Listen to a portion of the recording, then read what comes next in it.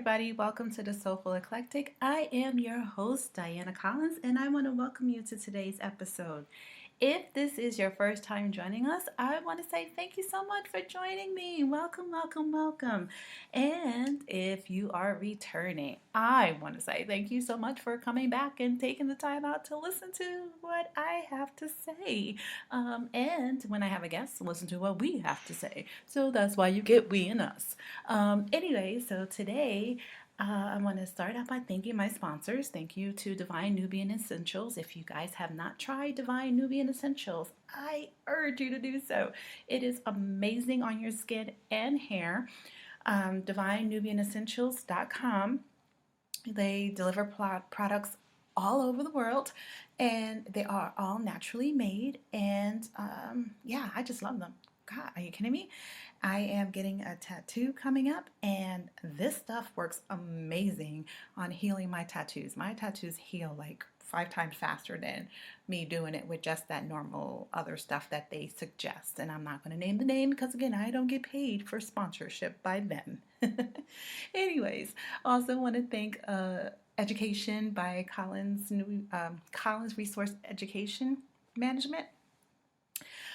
Email is education@collinserm.com, and they are amazing. If you need help in healthcare and you are trying to navigate passing a test or even just learning how to study better for school, and I mean healthcare wise, and also other stuff too, because I really truly believe that the tips that Collins Education Resource Management offer you are legit helpful in not only healthcare related education but also in education in general. Kind of you're learning how to learn pretty much.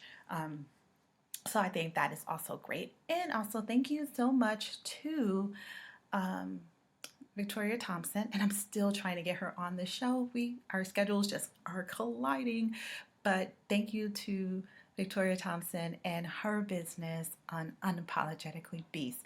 I am just in love with Unapologetically Beast, the whole concept of it and what she has to offer. My husband and I bought matching t-shirts, talking about we're just winging this shit because honestly, every day we wake up is God's gift, and it's us creating ourselves over and over again. But every day I always say I'm winging this shit on a day-to-day basis. So much my husband starts to say it, so that's why we got matching t-shirts. Okay.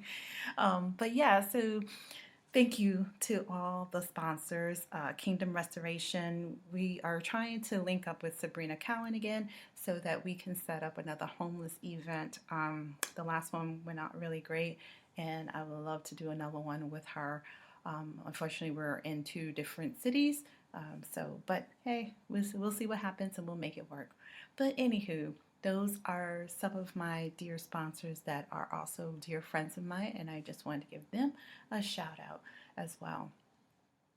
Thank you again to everyone who has been so supportive. So, listening to the show, giving feedback. I appreciate you so much. One of the things I want to offer is that if anyone is a writer, if you write poems or you got a blog, you got something to say, reach out to me. I'm starting to put together a blog section of the website. And if you haven't visited the website, please do. It is thesoulfuleclectic.com. And so that is one of the things I'm starting to do is put together a blog, and I will be starting to sell t-shirts too as well. So please check us out and see what you like. But anyway, the reason I am here today is to have a conversation with everyone. So today's conversation is definitely going to be something that's different. It's just something that I've been experiencing lately. As we are navigating life's changes, as we're growing and changing ourselves and actually reinventing ourselves, right, on some levels. But one thing that I was thinking about and processing actually just today again, so that's why I said, let me do a show on this one, is communication. So I know we've talked about communication in the past and how it looks when it's with our friends, with it's family, whether it's relationship. Communication looks different depending on who you're talking to, right? And how we navigate that conversation depends on the time of day, how we're feeling, our perception, all these things. Was it an email, text message, memo? A plethora ways to communicate, right?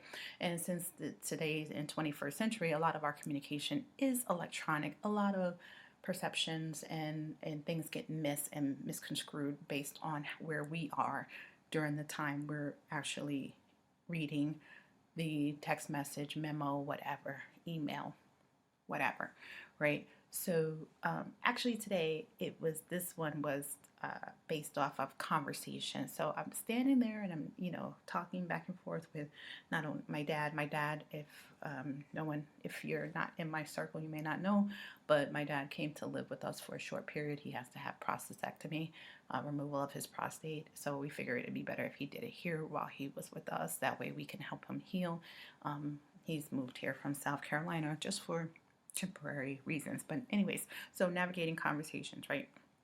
I had to mention that because my dad's part of that whole communicating piece too. But so yeah, so I'm here with my husband, and we've been trying to maintain open communication and learning how to communicate better or more effectively with one another. I can't say our communication has been terrible because it's never been terrible, but we can definitely always plan to improve, especially as we are both growing and changing and evolving as we age. So definitely want to keep changing how we communicate with each other because it changes as we are growing, right? So yeah, so I was sitting in the kitchen and I see my husband's cooking. My husband cooks 90% of the time, and I know one of the things that we've been battling is spending time together and engaging with one another and being purposeful in that engagement. And so I, purposely took the time out. First and foremost, I spent time talking to my dad because I've been working since he's gotten here. It's been 2 weeks, which is why this episode is coming out late. But told you, been busy. But yes, it's been 2 weeks since he's been here. So I purposely stopped myself and went out and had a conversation with him for a few moments. And then, my husband came out of his office because he's got some work to do.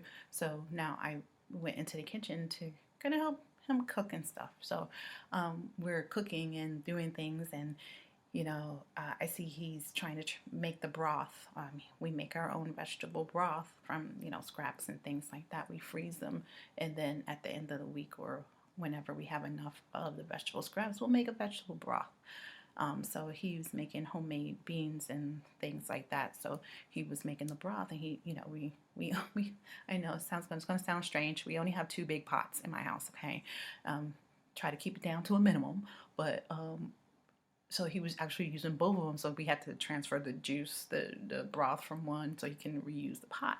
So he was sitting there and he was trying to figure it out. So here I interject and it's like, how about I do that and you can finish doing something else? And so he began to explain to me what it is that he was trying to do. And I was like, yeah, I got that. Which was transfer the juice, so he got only the juice so that he can get rid of the remnants of the vegetables that was there, because he didn't need the remnants, he just needed the broth. And I knew that. And so he was like, yeah, but I just need to find a pot or something to put this in because it's big. And I said, I got that.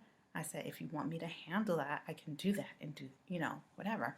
But then he went in to further deeply explain that whole situation, and I just like, you know what, okay, you go ahead and do it. So what I did was I went and got him the inside of our pressure cooker and said, here, how about you use that and go ahead and drain it. And so he's like, oh, okay, thank you. That's what I was trying to explain to you, that I was looking for something for you to put it in. And I was like, yeah, I got that. And I was trying to help you because I already knew what you were trying to do and I knew where I was going to go. So I was trying to alleviate that. So communicating those pieces. And it was like, geez, all of that just to transfer. So I'm processing in my head, how could that have gone better? How could this not go to him extra mansplaining me what he was going to do? Because he definitely was mansplaining, even though he does not see it that way. It was some definite mansplaining there. But yeah, so we did, so we got that situated. So now the pot on the strainer we have is a pasta strainer. It goes into the big pot so that we can strain pull the pasta out. Everybody who cooks know what a pasta strainer, but it has holes on it and a handle, and it fits right into the big pots, right? So I said, okay, so he put it in the other pot, and it has holes, and I can visualize what's going to happen. He's going to pour it, and most of the stuff, the broth, is going to leak out the other hole. So I stopped and I said, can I interject for one moment? I said, how about we do this a different way so that you don't splatter and lose a lot of your broth while you're pouring it? And he's like, well, the whole purpose is because I was going to squeeze out the rest and, of the juice from the remnants so that I don't lose anything. I said, I got that. I said, I know what you're going to do. I said, and sometimes I feel like he forgets that I cook too. That's another sidebar. But anyways, so I, put it in there. And I said, okay, how about he did, because then he's like, well, what are you going to use? And I was like, okay. So I got the large strainer, right? It's not the regular colander. It's the little handheld one, the micro one. So I hung it over the pot, and I'm like, okay, here we go. I said, now just pour it in. And he's like, it's not big enough to collect. I said, babe, it's going to work. And so he did. He was like, oh. And then I put the other pot in a big bowl because I said, now you take the remnants and put it in here. And he was like, but I want the juice from there. I'm like, I got it. Got it. I said, but I'm going to put it over another pot. And that way you can squeeze it out and it drains and you can collect all the juice. And he was like, oh, but I didn't. I was like, I got it. So it's like, how do you communicate better in those kind of situations? Because all I really wanted to do was, one, be present and be there with him while he did the stuff, and share in the moment, like, be there. And two, help where I see, okay, that, let me help you with that situation because I see that it might make a mess or whatever. So it's just those kind of things to communicate back and forth. And it's like, wow, that whole situation, I'm like, this took a lot because I'm like, we're saying the same things, but you know, I just feel like it's not really listening, and I thoroughly heard what he was saying, and I processed it, and I'm like, okay, this is what I did not know what I need to do, so maybe I need to communicate the answer. I don't know. So let's put it out there. If y'all have an idea, y'all let me know. But have y'all ever had that where communication is like you're here it is. You're over communicating. That's it. Over communication, because we feel like we need to explain every moment. We all come with a bunch of triggers and things from past relationships, and I think we tend to over communicate different things to make sure that we don't offend or miscommunicate or misread a situation. So I'm constantly feel like I'm in a therapy session. What I heard you say is this, and how I perceived this information was this. So that's kind of where all that goes. I feel like that's what a lot of the conversation leads to, and I feel like, to me, it's starting to take away from, I don't know, the autonomy of being in a relationship. Like, I'm so used to kidding and joking and, you know, having a good time. And I find like now a lot of the things that I would normally say and joke about is being taken in a whole different light. It's like I have to explain certain terminologies that I use and why do I use it, or be um, or have it communicated back to me like that you know what that means, how that makes me feel. I'm like, oh my gosh, I've always said this to you. Now it's an issue. So I have to find that I'm really picking and choosing my verbiage differently now in communicating. And it's different. It's different. So yeah, so like when I say over communicating, that's what I mean. It's like now we've gotten to the point where basic conversation leads to overthinking different things, and I think that has to do with the triggers that we've all experience and the traumas that we've all gone through, because we feel like we have to explain everything that we do. And I don't know if anyone else is in that type of situation, but I love to hear how you feel about it and where does it take you when it comes to having conversations with your spouse. Because I find it more with us as a in a relationship, because we don't want to hurt each other's feelings, and we want to make sure our own feelings is being communicated effectively, and heard effectively by the other one. So I think that's where I see it a lot. But I also try to take it out of that too, because I see that in my work environment, I'm using those same communication skills. Not that I haven't before, but I think now I'm paying more attention to it. I'm more perceptive to those conversations that we have, and how other people communicate with others, myself included. So I find that I'm really hyper focus on how people say things, and notice when things are being corrected, or not, the room not being read effectively before someone communicates. So there's a lot I've been focusing on a lot of that lately with regarding communication and how it's being perceived, especially now in 21st century, where everything is got to be politically correct when we say things to individuals, and how a lot of us who are in the Black and brown community are facing micro and macro aggressions, with either being overt or covert, in those aggressions that a lot of us are facing on the day-to-day activity. So I find that communication can be quite a strain on a day-to-day basis, so much that some days I just don't want to talk to anyone, because it's like, damn, I don't want to have to explain myself to this one about what I'm doing or why I'm doing it, or explain to a student why they need to do X, Y, and Z. Can't they just see why they need to do it because it's part of the curriculum? I need to explain it, explaining to co-workers different things. So, some days now communication becomes such a headache, because you have to be conscious about what you're saying, how you're saying it, the tone that you're using, the vernacular you're using.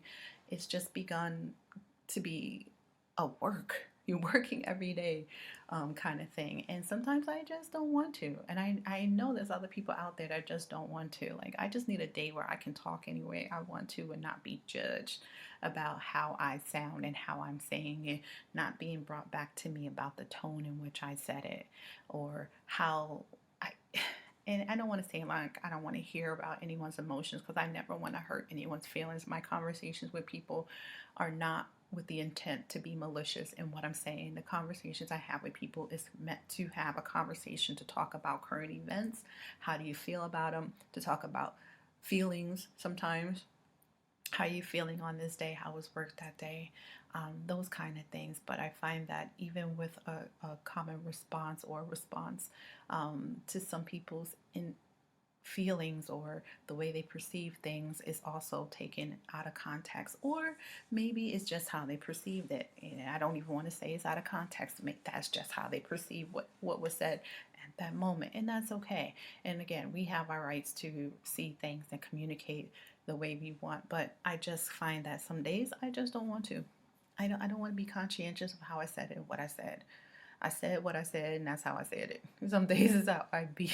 I feel like sometimes, I know that can be rude, or be taken in a different way. I don't know. Again, in society today and in conversations today, you never know. I can say one thing, and somebody said that, you said this, and it made me feel horrible. And I was like, wait, that wasn't my intention. All I was trying to do was, talk to you. And that was the best analogy or whatever I can come up with. And yeah, it's like taken all the way left. So yeah, it's just kind of things like that. And I think having conversations with my spouse, with my husband, has opened up a lot of that thought in me, and how conversations go with people. And again, it made me be more present. It's making me be more present in the conversations that I have inside and outside the house, even with my own children. I am focus on how I am speaking to them in the conversation and the tones and things like that. And not saying that we shouldn't be. That's not what I'm saying. Yes, we should be, because, you know, just a simple inflection in the voice can change how someone receives the message. So I'm definitely not saying that I don't like being conscientious of what I say, but I'm saying that my communication skills these days have been hyper focused on perception and perceivability by for somebody else on what it is that's said by way of tone or even vernacular, if that makes sense. I don't even know, but that's just what I'm seeing just for the past couple of weeks of having conversations with my my husband and with my dad, just things how they see me, right? That's another thing too, how people see you. So I'm learning that now a lot. And I can't say that I'm learning it. I'm seeing it now for what it is, because I've always known that some of my family members see me in this light, which is a workaholic. And I can't change that. I mean, let me not say that. I can change that. I am trying to change that, and I will be changing that. But it is ingrained in me to be that because of who, just by the very nature of how I was raised.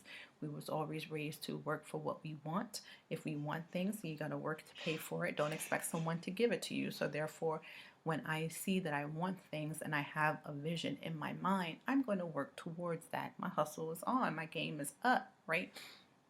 And yeah, I'm finding that now family wants more of my time and wants me to be more present. Now I'm learning how to be more present, and in that is communication, right?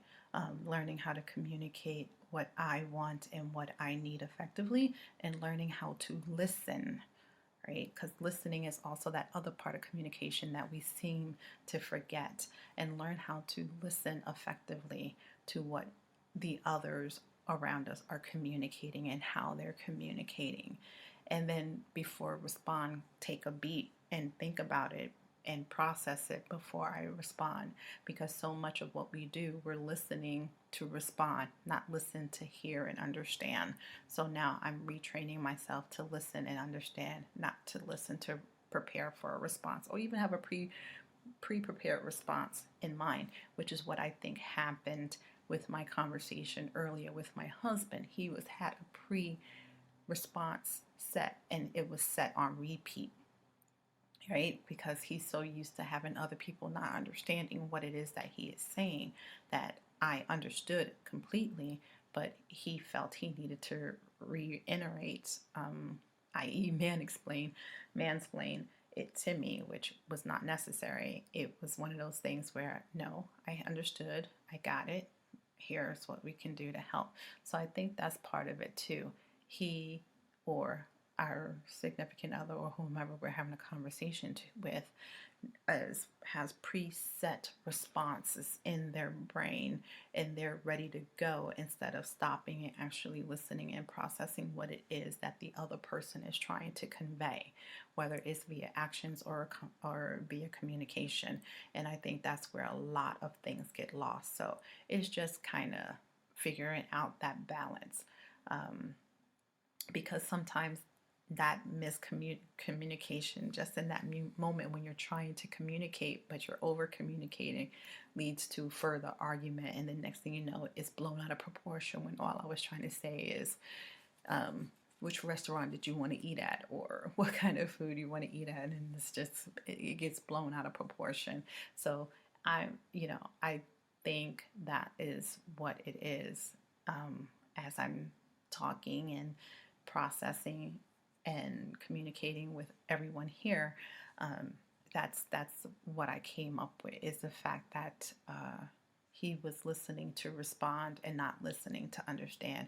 And I get it, because some days I fall short of that too, and I'm ready with a response, and because we're always right on the defense, right? We're always practicing that defense, and it's like, no, we have to let back and just actually listen, right? Listen to what the other person is saying, And then from there, don't respond right away. Let it process within you, even if you're repeating it in your head what they said, or even saying it out loud. Okay, let me just repeat back what you just said to me. That's fine too. That's you getting clarity. And by you doing that, you're stopping yourself from responding because you're processing what they said and repeating what they said. Now you can take a beat and then respond to what the person has said after you've thought about it and processed it. That way, you're not using those ready made responses that we have in our head that we use so easily on a day to day basis, right? So, yeah, so that's pretty much what today's episode was about, was communication and having effective communication and over communicating, because I find that that is what I'm doing lately, over communicating. And that, it doesn't mean like you're over explaining. No, just over communicating. I believe that's a thing. I don't know. We can ask our psychologist friends. I'll call one and see if there's a thing about over communicating. Maybe I'll have my friend Tony come on and talk about over communication if that's a real thing, and go from there. But yeah, so I am interested to hear what you guys think about that, about communication and over communication, and if over communication is a possibility. So, with that, I'm going to close out because I don't want to keep you too long and go from there. So, if you guys have any questions for me, if you guys have a topic, if you even want to be a guest and want to just talk, I'm open to that. So, feel free to reach out to thesoulfuleclectic.com and fill out a form, and I'll be happy to reach out back out to you. You can send me an email at thesoulfuleclectic.com as well, or excuse me, dc at thesoulfuleclectic.com. Let me give you my right email address. And also, what's that email? You can reach me on Facebook. It's The Soulful Eclectic, or yes. And also, yes, I do have Instagram. So the Instagram is the period Soulful Eclectic. All right. So those are the places where you can reach out and ask your questions, whatever they may be. And also, thank you again to my sponsors. I appreciate you so much. DivineNubiaEssentials.com, Collins Education Research Management, collinserm.com, and also Unapologetically Beast and the Kingdom Restoration. So thank you guys so much. I greatly appreciate you and your support. And also, I want to give a huge thank you and shout out to my best friend, my sister, my she's like my confidant, Nikki Lovelace. Love you, girl. She is the one singing the beautiful voice on my podcast intro and outro. So thank you, Nikki. You are a blessing to me, and I just want you to know that. So with that, I want to say thank you guys for taking the time out to listen. I thoroughly appreciate you, and continue to take care of yourself and each other. Namaste.